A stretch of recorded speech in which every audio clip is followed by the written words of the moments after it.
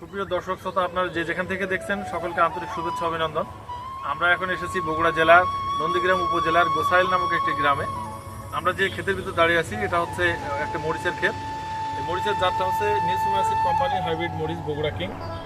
এটা দেখার জন্য আমাদের বগুড়া জেলার শাহজাহানপুর উপজেলার শাহানগর ভাই ভাই নার্সারি সমিতির বিভিন্ন মালিকগণ এবং নার্সারি মালিক সমিতির সভাপতি আমাদের সাথে উপস্থিত আছেন এবং আমাদের সাথে উপস্থিত আছেন কৃষি আমাদের একজন উপসহকারী কৃষি কর্মকর্তা, আমাদের এক বড় ভাই মোস্তাফিজুর রহমান ভাই।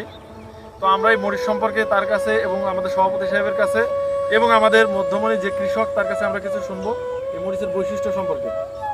প্রথমত আমাদের এই মরিচ নিয়ে আলোচনা করবেন আমাদের মোস্তাফিজুর রহমান ভাই। সম্মানিত দর্শকবৃন্দ, আমরা মোস্তাফিজুর রহমান, উপসহকারী কৃষি অফিসার, শাহজাহানপুর বগুড়া। তো আমি বর্তমানে অবস্থান করছি নন্দীগ্রাম উপজেলার ভাটগ্রাম ইউনিয়নের গোসাইল গ্রামের একটি মরিচ ক্ষেতের জমিতে। তো এই মরিচটা মূলত নিউসুমাসিড কোম্পানি করেছে। তো এটার জাতের নাম হলো বগুড়া কিং, তাই না? বগুড়া কিং। আমি এটা দেখার জন্য এখানে আসছি আর কি।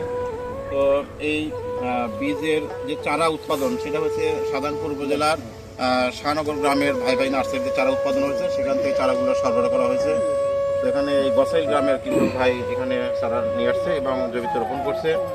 তো আমরা যেটা দেখলাম আর কি, এখানে গাছের অবস্থা খুবই সুন্দর আছে এবং মোটামুটি এক লেভেলের গাছগুলো হয়ে গেছে এবং এই যে ডাল দেখা যাচ্ছে, প্রত্যেকটা ডালে তো অসংখ্য মরিচ লেগে আছে আর কি।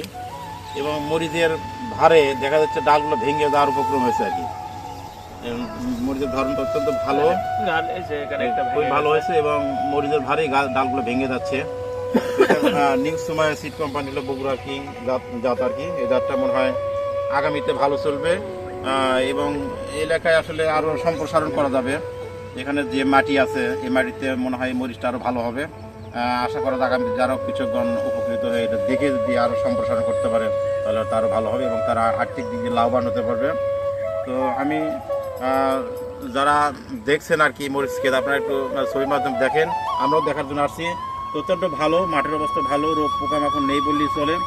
বিশেষ করে ভাইরাসের যে সমস্যা সেটা নাই আর কি বলবে। আমরা দুই একটা গাছ দেখতে পাচ্ছি এরকম, আর নাই বললেই চলে। এবং আবহাওয়ার সাথে বেশ অ্যাডজাস্ট হবে আর কি। এমন হয় যে এবার যে বৃষ্টিপাত গেল আর কি, তাতে আবহাওয়া আমাদের জলবায়ু পরিবর্তন হচ্ছে, সেই পরিবর্তিত জলবায়ুর সাথে এটা খাপ খাওয়ানো সম্ভব হবে। এবং আমি কৃষকদের সাথে কথা বলে জানতে পারলাম যে এখানে মোটামুটি 3 মাস গাছের বয়স। তো মনে হয় আমার মনে হয় যে আরও 4 মাস 5 মাস এখানে রাখা সম্ভব হবে যে অবস্থায় আছে গাছ বর্তমানে। তো এবং এটা লাগায় হয়তো লাভবান হতে পারবে। এবং যেটা জানলাম যে 3 বার ফসল উত্তোলন করা হয়েছে।